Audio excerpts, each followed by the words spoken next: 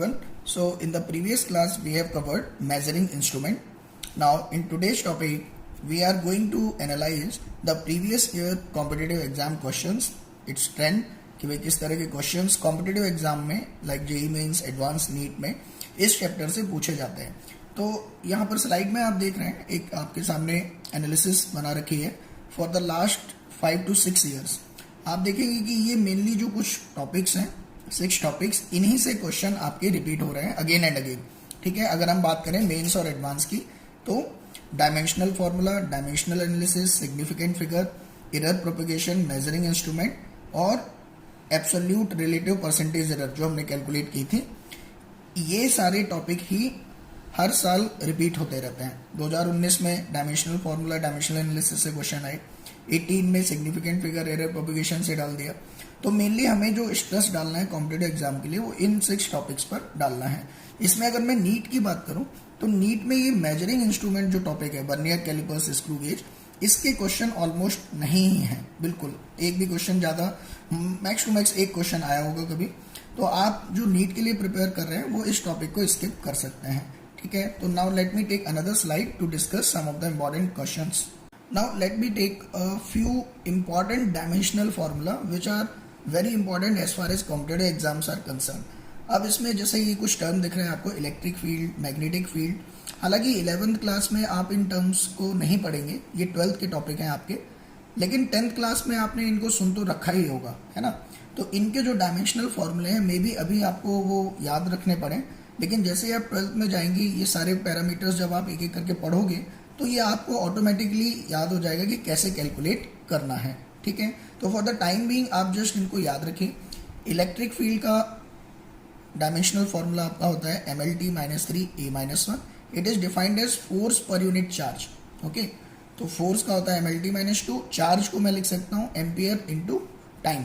Charge को I can write current into time. ये basic definition आपने पढ़ी है. तो I की जगह मैंने लिख दिया एम्पियर और T की जगह कैपिटल T. तो यहाँ से ये इलेक्ट्रिक फील्ड का डायमेंशनल फॉर्मूला बन गया. ऐसे ही मैग्नेटिक फील्ड का डायमेंशनल फॉर्मूला आपका ये है. यहाँ पर MT तो आपको पता ही है, मास और time. A denotes ampere. Okay, मतलब यहाँ से ये पता चल रहा है कि मैग्नेटिक फील्ड आपकी करंट पे डिपेंड कर रही है. क्लियर. नाउ परमिटिविटी, ये क्या होता है? Permittivity of a medium. किसी भी मीडियम में मैक्सिमम कितनी इलेक्ट्रिक फील्ड आप अप्लाई कर सकते हैं, that is decided by the property of the medium which is known as permittivity. तो इसका डायमेंशनल फॉर्मूला ये है. अभी आपको ये याद ही रखना है, लेकिन जब आप 12th में पढ़ेंगे तो आप एग्जैक्टली पता कर पाएंगे कि ये कैसे आया. परमिएबिलिटी म्यू, इसका डायमेंशनल फॉर्मूला ये. परमिएबिलिटी क्या बताती है कि स्पेस में कितनी मैक्सिमम मैग्नेटिक फील्ड आप अप्लाई कर सकते हो, that is decided by the property permeability. Clear. Now the important one is, this is very important.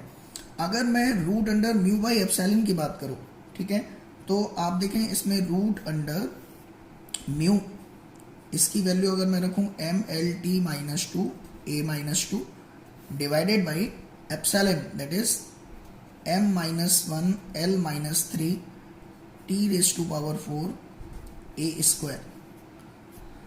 इसको जब मैं सॉल्व करूंगा तो मुझे जो डायमेंशनल फॉर्मूला मिलेगा वो बेसिकली मुझे रेजिस्टेंस का डायमेंशनल फॉर्मूला मिलेगा. क्लियर. रेजिस्टेंस का डायमेंशनल फॉर्मूला हम देख चुके हैं प्रीवियस क्लासेस में. ठीक है, तो आपको जो ध्यान रखना है वो ये रखना है कि root under mu upon epsilon basically ये किसको रिप्रेजेंट करता है? Dimensions of resistance.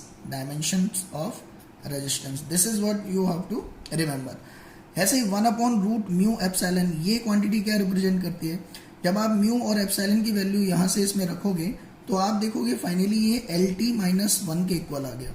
और LT-1 आपको पता है किसके इक्वल, किसका डायमेंशनल फॉर्मूला है? आपका स्पीड का. यानी कि 1 upon root mu epsilon basically किसको रिप्रेजेंट करती है? आपकी स्पीड को. और बेसिकली आप पढ़ेंगे 12th में लाइट में, this is the speed of light. Speed of light in any medium whose permittivity is epsilon and permeability is mu. Okay, now next is L by R. L is inductance, R is resistance. इन दोनों का जो ratio होता है, अगर L और R का dimensional formula आप रखेंगे तो फाइनली उसका रेशियो लेंगे तो आपको बचेगा T, यानी कि टाइम. यानी कि L by R जो क्वांटिटी है वो बेसिकली किसको रिप्रेजेंट कर रही है, टाइम को। इसको हम एक और स्पेशल नाम से जानते हैं, that is time constant for LR circuit, है ना। ये सब आप 12th में पढ़ेंगे। अभी बस आप ध्यान रखिए कि L/R is time, 1/√μ is speed, √μ/ε is resistance, and these are electric field, magnetic field, permittivity and permeability. Let me take another example. Now these are some other important terms. You can just note down, you can pause the video and just note down these important terms in your notebook. ठीक है, जैसे आपके सामने लिखा हुआ है R and C, इनका product RC। तो आप R और C के डायमेंशनल फॉर्मूले जब इसमें रखेंगे तो अगेन यू विल सी कि वो केवल क्या बचा रह जाएगा, टाइम। यानी कि RC भी आपका क्या रिप्रेजेंट कर रहा है, टाइम को। So it is time constant, this is also known as time constant of RC circuit. Okay, तो अगर कोई आपसे पूछे कि डायमेंशनल फॉर्मूला ऑफ RC, तो आपको अगर पहले से ही पता है कि RC का प्रोडक्ट करने के बाद टाइम बचता है, यानी कि RC क्या रिप्रेजेंट कर रहा है, टाइम, तो आप सीधा सीधा डायमेंशनल फॉर्मूला T लिख दो। ऐसे ही 1/√LC, ये जो है क्वांटिटी, इसको हम बोलते हैं फ्रीक्वेंसी। ठीक है, this is equivalent to frequency, और फ्रीक्वेंसी आपको पता है 1/टाइम होता है, तो इसका डायमेंशनल फॉर्मूला T-1 हो गया। ठीक है, तो ये इंफॉर्मेशन है, बस आप इसको ध्यान रखिए। 1/2ε0 E², ε0 permittivity, E electric field, इसको हम बोलते हैं energy density, energy per unit volume. तो एनर्जी का डायमेंशनल फॉर्मूला पता है आपको और वॉल्यूम का डायमेंशनल फॉर्मूला पता है, तो यहाँ से आपको 1/2ε0 E² का डायमेंशनल फॉर्मूला पता चल गया। देखो इसका क्यों जरूरी है इसको याद रखना। मान लो आपसे कहता है कि इसका डायमेंशनल फॉर्मूला बताओ, तो अब आपको ε0 का भी डायमेंशनल फॉर्मूला पता होना चाहिए और इलेक्ट्रिक फील्ड का। या तो आप इन दोनों के याद करके इसमें रख के आप आंसर निकालो, या फिर अगर आपको ये पता है कि 1/2ε0 E² अल्टीमेटली क्या है, एनर्जी पर यूनिट वॉल्यूम, तो वॉल्यूम का आपको याद है और एनर्जी का भी आपको याद है इजीली। तो रादर देन ε0 और E का याद करने के बजाय अगर आप एनर्जी और वॉल्यूम का याद रखें तो आपके लिए इजी रहेगा इस क्वेश्चन को करना। तो इसीलिए हर एक टर्म का जो फिजिकल सिग्निफिकेंस है वो आपको ध्यान, 1/2 kT।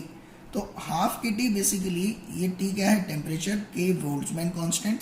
ठीक है, अब बोल्ट्जमैन कांस्टेंट का डायमेंशनल फॉर्मूला आपको पता भी नहीं है, तो एक तरीका तो ये है कि K और T का दोनों का पता हो, आप इसमें रखें, प्रोडक्ट करें, फिर निकालें। दूसरा, अगर आपको ये पता है कि ये 1/2 kT जो टर्म है बेसिकली ये क्या है, average energy of A gas molecule, तो अल्टीमेटली ये है तो एनर्जी, तो एनर्जी का डायमेंशनल फॉर्मूला क्या हो गया, mL² T-2। ठीक है, तो इनके फिजिकल सिग्निफिकेंस टर्म के अगर आपको पता है तो आप इजीली जो है इनके डायमेंशनल फॉर्मूले निकाल सकते हैं। ठीक है, जैसे मैं कहूँ EMF of a cell, EMF of a cell is nothing but work done per unit charge, work done by battery per unit charge. तो वर्क का डायमेंशनल फॉर्मूला पता है, चार्ज को हम लिख सकते हैं current into time, A into T, तो यहाँ से EMF का डायमेंशनल फॉर्मूला आ गया। ऐसे ही पोटेंशियल डिफरेंस, इलेक्ट्रिक पोटेंशियल, ये तीनों सेम ही चीज रिप्रेजेंट करेंगे, दैट इज वर्क पर यूनिट चार्ज। तो तीनों, अगर मैं आपसे कहूँ पोटेंशियल डिफरेंस, इसका भी सेम डायमेंशनल फॉर्मूला, इन तीनों के डायमेंशनल फॉर्मूले आपके क्या रहेंगे, सेम। ठीक है, ऐसे ही डायपोल मोमेंट एक क्वांटिटी है, डायपोल मोमेंट को हम कैसे लिख सकते हैं, जैसे मान लीजिए एक प्लस चार्ज और माइनस चार्ज अगर D सेपरेशन पर है और इनका मैग्नीट्यूड है Q माइनस Q, तो डायपोल मोमेंट होता है Q इंटू D। तो अब Q को तो मैं लिख सकता हूँ current into time, that is A into T, और डिस्टेंस को L, तो ये हो गया ATL, तो m0LTA, ये डायमेंशनल फॉर्मूला हो गया आपका डायपोल मोमेंट का।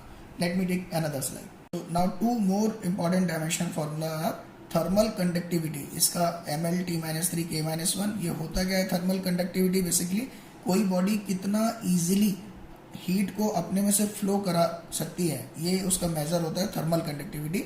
इसका डायमेंशनल फॉर्मूला भी आप याद रखिए, K represents temperature, that is kelvin. Okay, now Boltzmann constant K याद करिए, 1/2 kT को मैंने क्या बताया था, एनर्जी, तो K इज इक्वल टू आ जाएगा एनर्जी पर यूनिट टाइम।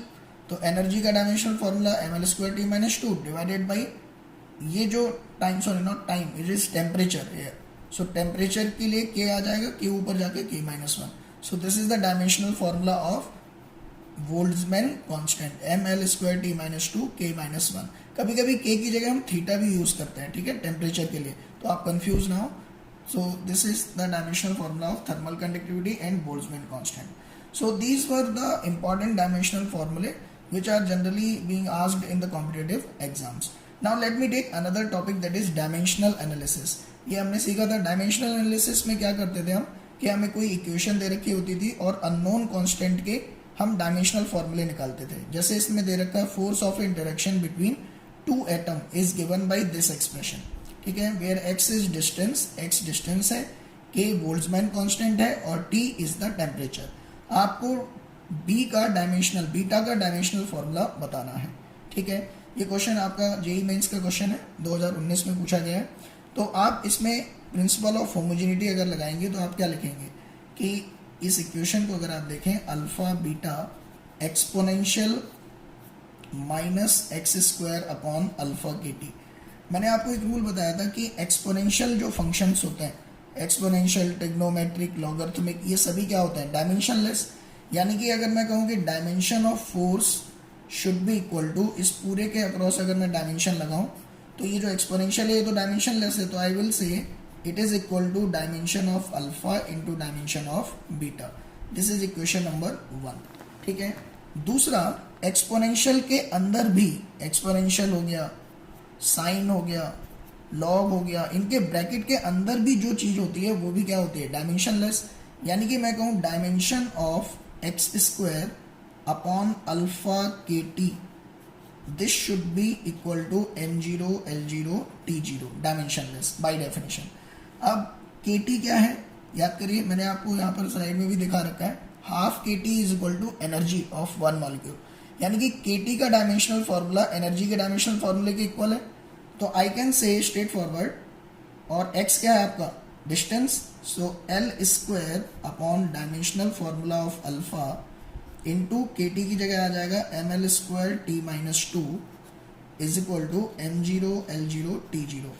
यहाँ से आप कह सकते हैं कि dimensional formula of alpha is equal to, इसको इधर ले जाएंगे और ये बन जाएगा आपका m minus one, L square से एल स्क्वायर कैंसिल, टी ऊपर जाएगा तो टी स्क्वायर. क्लियर, और ये अल्फा वहाँ चला गया. ये अल्फा की डायमेंशन पता चल गई है आपको. ऐसे ही अब इक्वेशन नंबर 2 and 1 से I can say dimension of beta is equal to dimension of force upon dimension of alpha, which is nothing but M L T minus two divided by M minus one T square. इसको ऊपर ले जाएंगे तो dimension of beta will come out M square L T raise to power minus 4. So this is the dimensional formula of beta and the correct option will be C. Let me take another slide. Let me take another example. In this, the density of conversion of unit example is being taken. The density of material in SI unit is 128 kg per meter cube. ठीक है, मान लीजिए यहाँ पर आपको दे रखा है कि किसी भी सब्सटेंस की density 128 kg per meter cube. ये SI सिस्टम में उसने लिख रखा है आपको. Now he is saying in certain unit in which unit of length is 25 centimeter, unit of mass is 50 gram, the numerical value of the density of the material. तो आपको density एक unit से, एक सिस्टम ऑफ यूनिट से दूसरे system of unit में convert करनी है. तो उसके लिए जो जनरल फॉर्मूला है वो क्या है, n1u1 is equal to n2u2. Now n1 आपका कितना है 128 और डेंसिटी, तो डेंसिटी u1 की जगह आप लिखेंगे dimensional formula of density, that is m1 l1 minus 3. ये डेंसिटी का डायमेंशनल फॉर्मूला होता है, इज इक्वल टू n2, दूसरा जो यूनिट सिस्टम ऑफ यूनिट है उसमें let us suppose m2 l2 minus 3. तो यहाँ से n2 की वैल्यू कैलकुलेट करना है आपको, तो n2 is equal to 128 m1 upon m2 into l1 upon l2 की पावर माइनस 3. यहाँ से n2 इज इक्वल टू आपका आ जाएगा 128. नाउ m1 SI सिस्टम में है, ठीक है, तो SI सिस्टम में आपका मतलब यहाँ पे क्या लेना है kg, और जो दूसरा सिस्टम आप कन्वर्ट कर रहे हैं उसमें 50 ग्राम. तो आप वैल्यू जब पुट करेंगे m2 की तो 50 ग्राम, और वहाँ पर kg लिखेंगे तो वो किसके इक्वल आएगा 1000 ग्राम के. ठीक है, इनटू यहाँ पर L2 25 सेंटीमीटर ले रखा है, और SI में मीटर होता है तो 100 सेंटीमीटर हो जाएगा की पावर माइनस 3. अब यहाँ से सॉल्व करेंगे तो n2 इज इक्वल टू 128, यहाँ से सॉल्व करोगे तो ये आएगा आपका 20 and this will become 1/64. So n2 will be equal to 40. तो इसका मतलब 128 kg per meter cube, इसमें numerical value of the material density in another system will be 40. Okay, so these are the examples which are being asked in 2019 JEE Main exam.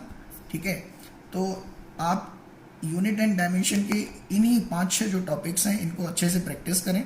ठीक है, और previous year के जो last 40 years के questions हैं उनको एक बार रेफर करें. ठीक है, in the next class we will start a new chapter. Thank you.